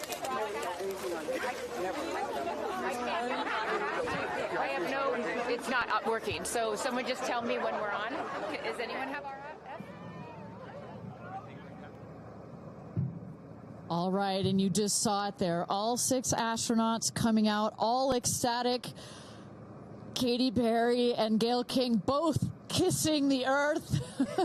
Very happy to be back down here, but clearly ecstatic. I don't know about you, Kristen, but my favorite was Lauren coming out and saying, "Where are my babies?" Oh. And I also loved Katy Perry holding a daisy, I believe, and holding the daisy up to the sky after her daughter Daisy. Sweet moment. With that, let's turn it over to Krista Thompson standing by outside the capsule. I don't really have words for it. Oh my God, Lauren, I want to cry just seeing you. I'm so proud of this crew.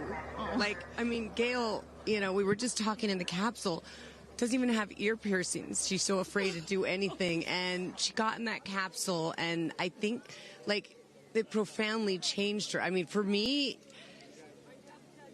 I can't put it into words, but, like, I looked out the window, and we got to see the moon.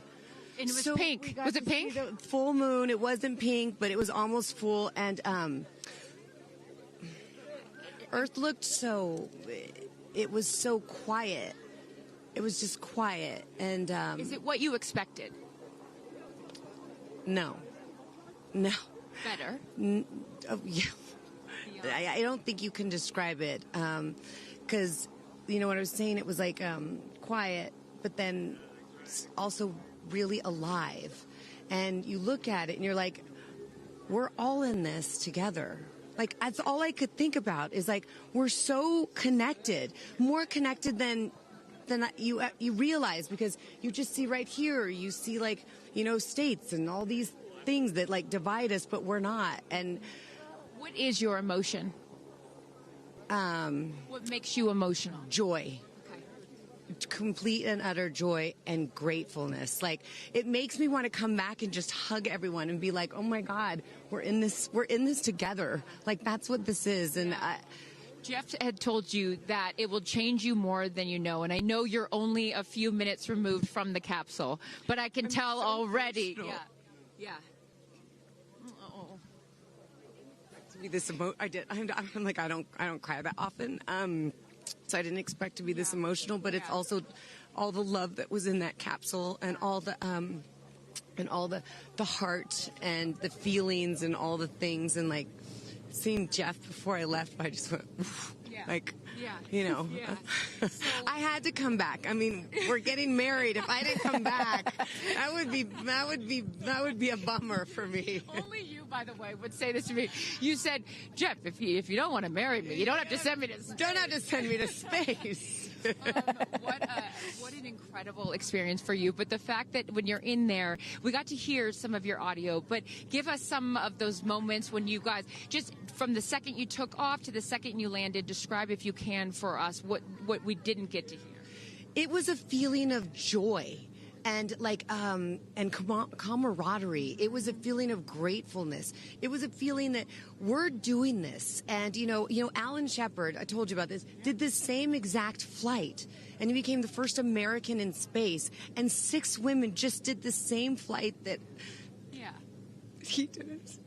Oh, I just want to keep hugging you. It's really cool. Yeah. And I hope that more people get to see this, because I feel, I don't even know how much it's going to change me. And I want to thank the Blue team. I mean, look at them. I mean, they work so hard to make sure this vehicle gets up and safe. And I'm so proud of you.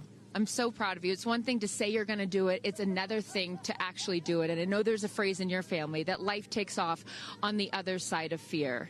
And here you are, just having landed back on Earth. And now you are officially, Lauren Sanchez, already adding to your extensive resume, you are an astronaut. Congratulations.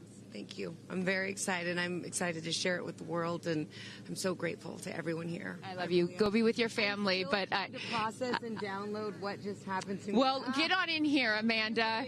Someone that can now articulate exactly how Lauren is feeling. Lauren being so candid about overcome with emotion. How are you feeling? I know, Amanda, this has been a dream of yours, a long-awaited dream, and now it is finally official. You are an astronaut. Congratulations. Thank you so much. You know, I usually have nice words to say, but in this moment, I just want all survivors to know that you can heal. No dream is too wild, and that if it's so wild out there, like going to space, you can absolutely make it through, and it can absolutely be possible. You mentioned to us prior to going up, you said that you needed to go to space to heal. I know you're only a few minutes removed from this incredible experience. Do you feel healed? You know, I had a zero-G indicator that I didn't know if I would bring, and I ended up bringing it. And explain for the folks at home that don't know what that means, what it is that you're holding. Yes, the zero-G indicator is something all astronauts have that floats once you hit space, lets you know you're there. I brought a promise that I wrote to myself. I've talked about that. And share for what is this right here? Yes, and this one I didn't know if I would bring, but I ended up bringing it and floating it, and it's the hospital band from the day. And I got to honor her today, and I'm so grateful to the thousands of people, the engineers, the scientists, just everyone who has made this a reality. And you also have written here, I know that you had this on your laptop, right? Yes, this is my zero-G indicator, a promise I made to myself that if I were to pause my astronaut dreams and fight for rights, that one day I would return to her. And it says, never, never give up. Well, those dreams are no longer on hold.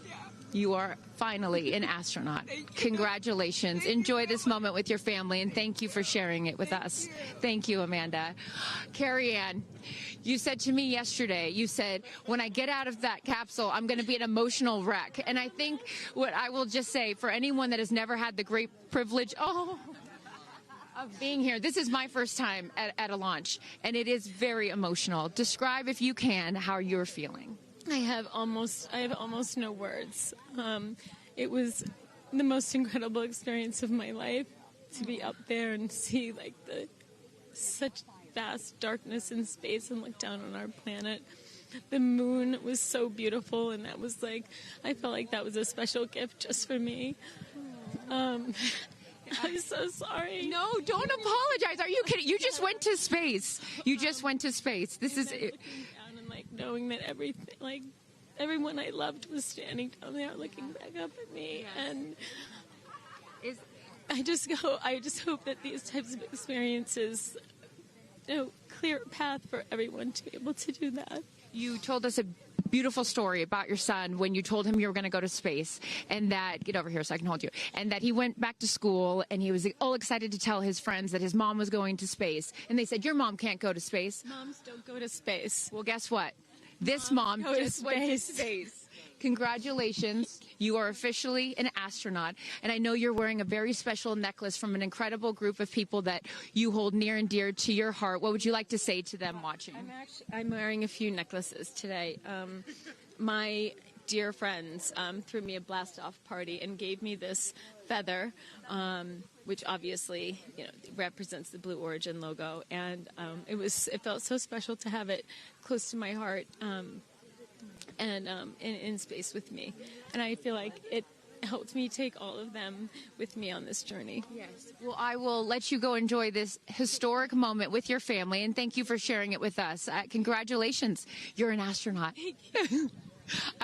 Gail, get on over. I'm still floating. I can't believe it. I cannot believe it. I'm so proud of you. And I know that I speak for the collective, because you have been so honest. You've been so vulnerable. And I spoke to your best friend prior to you taking off, and I asked her why it was so important for you to do this. And she said, she said, so she didn't have to hear you say, I wish I would have done that. That's so true. But now, Gayle King, you are officially an astronaut. How do you feel? I still can't accept that word, but I will say, I can't even believe what I saw. When somebody calls this a ride, this was not a ride. What happened to us was not a ride. This was a bona fide friggin' flight. And our instructor, we were so well prepared. So every noise we heard, we knew. But the flight instructor said that I am her best success story. Why? Because she's never had somebody go through the course who's terrified of flying. Everybody who's gone through the course is somebody that it's been a lifelong dream. They wanted to do it. So she said, I'm her best success story. I'm so proud of me right now. I still can't believe it. I still can't believe it. I was just going to say, prior to the launch, you said that you would be so proud of yourself if you went through with this. And you did. What was the best part, Gail? It's oddly quiet when you get up there. It's really quiet and peaceful. And you look down at the planet and you think, that's where we came from? And to me, it's such a reminder about how we need to do better, be better. Do better, be better human beings. And what do you mean by that? Processing. Well, it's so nasty and so vitriolic nowadays. And I mean, if everybody could experience that peace that we had up there, and the kindness and what it takes to do what we did, all the people that it took to get us up there and get us back safely, I'll never, ever, ever forget. And when we were up there, have you talked to Katy yet? I have not. Okay, when we were up there, after zero-G is very difficult. All the training about this is how you get in the chair and this. I look like a friggin' moose getting in the chair. It was like, just let me get in the chair. Let me get the seatbelt on. But, we had a very do this. How would you describe it? it's very difficult because you're floating. But the best part was when we got back in our seats after 0 G's, Katie sang "What a Wonderful World." She did? Isn't that nice? Oh, come on. She sang "What a Wonderful World." I see Did you just all dreams. start Oh, crying? yes. Oh. Because we'd been asking her to sing all the time, and she wouldn't. And then, because everybody said, "Sing Roar, sing Fireworks," and she said, "It's not about me. I wanted to talk about the world." Wow. I know, isn't that nice? You got to ask her about that. That's really special. And when Lauren got out, she was overcome by emotion for a lot of reasons, and rightfully so. But she spoke to the group and how close you guys have all become because of this experience. How would you describe the camaraderie that you guys now have together? I would say that we are forever bonded, because you can't go through what we went through to look out for each other, to help each other, and not be changed by that. You know, it really is a true. People throw the word around, but it really is a true sisterhood. Mm-hmm. But it speaks to how we were set up for success. The training was so, I can't stress this enough. The training was so friggin' good. We were set up for success. And it went exactly as they told us it was going to. Mm-hmm. Every boom that you heard, the drones, the drogues coming out, the parachutes coming out, it went exactly as they said. Are you glad you did it? I am glad I did it. Yeah. I am glad I did it. Yeah. I am very glad. I have no regrets about doing it. What would you say to people watching right now that are scared, that are fearful of anything? What would you say to them? Well, I just said I'm stepping way out of my comfort zone, because this is so not like me. I said up there, I might now get my ears pierced. I've always been afraid. Which is great. I love that you've never had your ears pierced. No, even Hootie at the training center. You don't have your ears pierced? I go, because it hurts. Oh, my gosh. But I mean, for people that are afraid, Eleanor Roosevelt once said, courage is doing something that scares you, but you do it anyway. And I stepped out of my comfort zone in a way that I never thought was possible for me. Mm-hmm. And now that I've done it, I really do feel I can take on anything. Anything. Congratulations, Gayle King. You are an astronaut. Thank you, Chris. I am so excited for you. I'm so excited for you. And I'm going to go with you to get your ears pierced, because I want to get another hole right here. Go enjoy this with your family. Thank you so, so much. Aisha, oh my goodness. Congratulations. Congratulations. You are officially an astronaut. How do you feel? Also, how do you look perfect after just going to space? I mean, my goodness. I will never be the same. I mean, when you get up there and you see the Earth, and it's so beautiful, and it just fills the screen, and it's not just your window. It's like everybody's window, and there's no boundaries, there's no border. There's just Earth. Wow. It's incredible. You know, Gayle is so honest that this wasn't her dream, but this was a dream of yours. How do you feel now that you just achieved it? Like I picked the right dream. And when we landed, I said, Exuma, I'm good blue comm, but I'm ready to go back. Wow, really? Yeah. What was the best part for you? The best part for me, actually the whole thing. But we got in and we counted down from 10. And then I started to hear some singing. And when we lifted off, everybody, you could just feel the energy in the capsule. And when we got up there and we got out of our seats, we all just looked at each other. And there was this moment, and I can't wait for people to see it on the video, but there was a very special moment between all of us. And it's just beautiful. It's so beautiful. Yes. Where is your grandfather? Your 92-year-old grandfather, who I know you were so excited to bring. What did he say to you when you got out of this capsule and got to see him for the first time? He said, I was really worried for you, but then Oprah squeezed me. Oprah has a way of making us all feel just a little bit more at home and a little bit calmer. I know your father is watching down on you, and he is your angel. What do you think he's thinking right now in heaven? I think he was like, woo!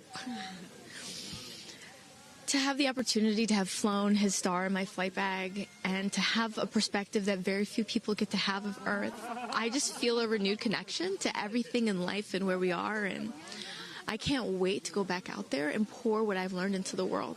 You have given so much to so many, and I know there are a lot of people watching right now, some young boys and some young girls that are inspired constantly by you. What would you like to say to them? Dream it, plan it, and go and do it. I never really thought I could go to space, although I really wanted to go. And today just confirmed that dreams are real, and sometimes reality is wrong. And your dreams just came true. Congratulations. Go enjoy this with your family. Thank you for sharing your experience with us. Katie.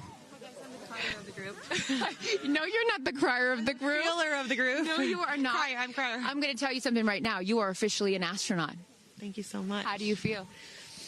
I feel super connected to love. So connected to love. I think this experience has shown me you never know how much love is inside of you, like how much love you have to give, and how loved you are until the day you launch. We had these incredible shots of Daisy watching you as the rocket, it'll make me cry, as the rocket's going up, and she was so proud. Just kept saying, Mommy, Mommy. And I know you'll feel the same way when you watch it. And you brought a real-life Daisy up. That's it was right. important for you, not only because it's your daughter's name, but why else was that important to bring it? Daisies are common flowers, but they grow through any condition. They go through cement, they go through cracks, they go through walls. They are resilient, they are powerful, they are strong, they are everywhere. Flowers are, to me, God's smile, but it's also a reminder of our beautiful earth and the flowers here and God's smile and the beautiful magic that is everywhere, all around us, and even in a simple daisy. So to really appreciate it and remember it and take care of it and protect it. Gail shared with us the song that you sang when you got up there. What a wonderful world. Why was that important to sing that particular song? I've covered that song in the past, and obviously, like, my higher self is always steering the ship, because I had no clue that one day I would decide to sing a little bit of that in space. But I think that it's not about me. It's not about singing my songs. It's about a collective energy in there. It's about us. It's about making space for future women and taking up space and belonging. And it's about this wonderful world that we see right out there and appreciating it. This is all for the benefit of Earth. You have done so many incredible things in your life, selling millions of records, selling out stadiums. Where does this experience rate for you? This experience is second to being a mom. Wow. Yeah, that's it. And that's why it was hard for me to go, because that's all my love right there. And I have to surrender and trust that the universe is going to take care of me and protect me, and also my family and my daughter. Because, like, I am full up from being able to get that gift of being a mom. And to go to space is incredible. And I wanted to model courage and worthiness. Mm-hmm.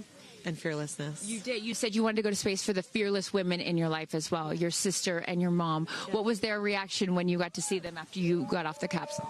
I have only seen my mom, and I was like, "Are you okay, Mom?" She just knew. She knew. She was totally okay, and I'm sure she was speaking in tongues underneath her breath, as she does all the time. She would do that for anything else, but definitely today. But she was so super confident. My mom, she has this thing where she can see.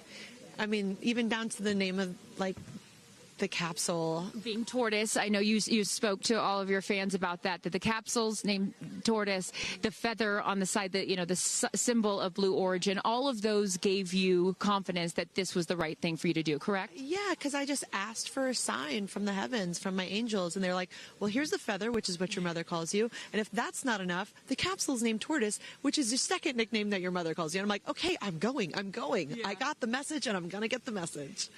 Before I let you get back to your family, I just have to ask you, describe for us, because you're so brilliant at putting, words together and describing moments that we can all appreciate later. How would you describe the moment when you took off and then the moment you landed? The moment, I mean, it is the highest high, and it is surrender to the unknown, trust, and this whole journey is not just about going to space. It's the training, it's the team, it's the whole thing. I couldn't recommend this experience more. This is like up there with all the, different tools that I've learned in my life, from meditation to the Hoffman process, this is up there because what you're doing is you're like really finding the love for yourself, because you got to trust in yourself on this journey. And then you're feeling the love when you come down, for sure. And you're feeling that strength. So I feel really connected to that strong, divine feminine right now. By the way, you're such a badass. I love that the month of April, you're like, I'm going to space and I'm launching my tour. I mean, it's really incredible. Now I know I'm asking this question for your fans. Will you write a song about this experience? Oh, for sure, 100%. And not only that, I got to reveal my set list for the tour on a butterfly. How apropos. Incredible. Just flying in space. I don't know if anyone's ever done that before, so I'll just... Well, there's a lot of things that you have done first. You are now officially an astronaut, and let me just tell you, on behalf of everyone here at Blue Origin, our webcast, and everyone, all of these individuals that put this incredible thing on, congratulations. Thank you so much. Thank you for sharing your experience. It's a 10 out of 10. That's my review. 10 out of 10. You definitely go for it. 10 out of 10. Thank you, Katy. Congratulations. All right, you guys, so many fun moments that we'll continue to see as we get the footage. But I'm going to send it back to you and let these incredible astronauts enjoy their time with their friends and family. Thank you so much, Carissa. Wow. Kristen, I mean, 6 inspirational women in their own right, eloquent. I could not be that eloquent coming down from space. You heard Katy Perry saying 10 out of 10, but number 2 experience only to being a mother. What were some of your takeaways from what we just heard? Gayle King used the word sisterhood. I'm feeling the sisterhood today. First all-female crew to space since 1963, and that was a solo mission, Valentina Tereshkova. And I'm with an all-female broadcast team here at Launch Site 1 in Blue Origin. Ariane, it has been a complete honor to work alongside you. It has been such an honor to watch all of the things that these women and their loved ones have said about what this experience means to them, because I am a firm believer that if you don't understand why people come out here to watch a space flight, it's just because you haven't seen a launch yet and you haven't been a part of this experience. And I truly believe what we witnessed here today is something that will continue to open up spaceflight and this experience for all of humanity and our little ones at home. 100%. I said it earlier. You can't be it if you can't see it. And to see these 6 women go up and the roles that they have played before, but I can't wait to see the roles that they play afterwards in their way of telling this story for the world to hear, to experience, to see. This is just the beginning. So I want to give a shout out to them, because as you saw, that is coming out of your comfort zone, whether you wanted to go to space or you're like Gail and you didn't anticipate it. Thank you for trusting yourselves and to their families and trusting their loved ones with Blue Origin. We are very proud to do that. I'm so proud of Gayle King, too. I wonder if she's still afraid to fly on airplanes after flying to space. Have we cured her of her fear of flying? I don't know. We've cured her for getting your ears pierced. So there we go. Baby we'll take steps. that one. Let's start with that one after this not so baby step. Aw. Look at that beautiful shot. And now the party starts, right? Can we pop some champagne and celebrate a little bit later? Let's do it. It's only 9:20 a.m. It's not too early. 5 o'clock somewhere, baby. All right. What an incredible day. Just for all of us, for our astronauts, for our Blue Origin team. It was an honor to fly you to space. And if you would like to follow in the pioneering footsteps of these astronauts and purchase a seat to space, visit blueorigin.com and click Fly to Space. Your own journey to visit the Kármán line is much closer than you think.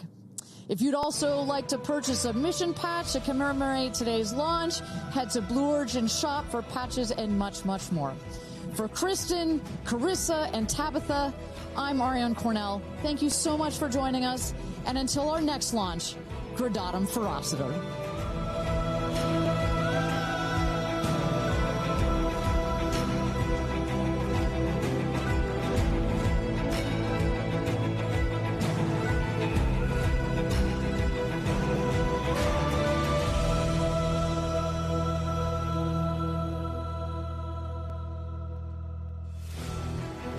you ever dreamed of going to space?